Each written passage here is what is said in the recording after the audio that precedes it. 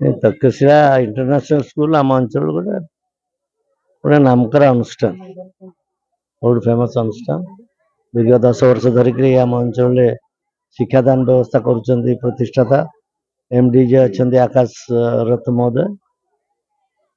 तांकर उद्यम school T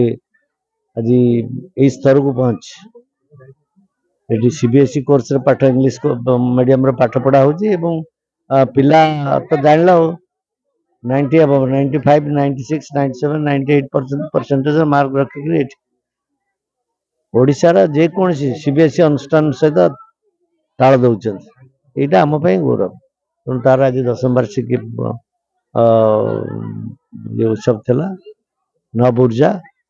तेणु आम सब अतिथि भाव ये सब जो आज ये तक्षशिला इंटरनेशनल स्कूल रो जो नव ऊर्जा जो थीम टा नहीं चलती ये है 10तम एनुअल डे रे आम प्रिय मंत्री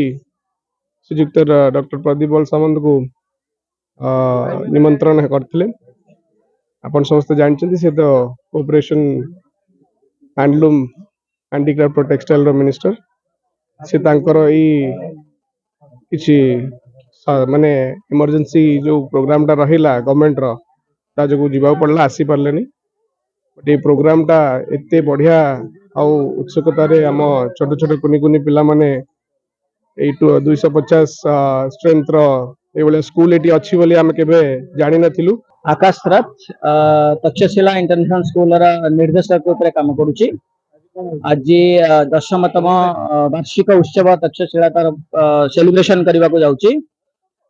बड़ी खुशी कथा कि 10 वर्ष बीतीगला केबे आमे कोई राजनीतिक शख्सियत को निमंत्रण करि नथिलु प्रथम थर पई बद्रीबाबू पाखरे पहुंचिलु आमर छोट अनुरोध को एते सुंदर भाव से ग्रहण कले से आम धन्यवाद दौचु बद्री सार को। तक्षशिला इंटरनेशनल वार्षिक उत्सव मु अतिथि होइक आसी नथिली सार मत अतिथि ऊपर बसैतिले मु जन अभिभावक मो छुआटी दीर्घ 10 वर्ष है पाठ पढ़ुची आपण मान भाषण जो कहली वक्तव्य कहली ये देखिए जन गुरुजी बसते स्वामीजी बसते साधु सत साधु बसी जमी गाँ परिमल धोबा तुठर ये स्कूल ये डायरेक्टर सार ये स्कूल जो ये पूज्य पूजा को सम्मान दे जो पूज्य पूजा को सम्मान दे आसती संस्कार अच्छी से प्रगति अच्छी गोटे छोट छुआ खाली सर्टिफिकेट हासिल करदे हेनी से संस्कारी हवा दरकार आध्यात्म भल मनुष्य हाँपाई संस्कारी हवा दरकार आध्यात्मिकवादी हवा दरकार जो पूज्य पूजा को सम्मान दि जाए से संस्कार अच्छी से प्रगति अच्छी। आमे सारा समाज को तक्षशिला स्कूल माध्यम वार्ता देवाक चाहूँ अनुरोध करने को चाहूँ जो मैंने भी पिला को पाठ पढ़ाऊँच बेसरकारी स्कूल पढ़ातु कि सरकारी स्कूल पढ़ातु बापा माँ मैंने पिला गोटे भल मनीष भगवत चेतनार उद्बुद्ध करने प्रेरणा दिंतु कारण प्रकृत स्कूल घर तक्षशिला भली केते स्कूल तैयारी कले पिला को भल मनुष्य करें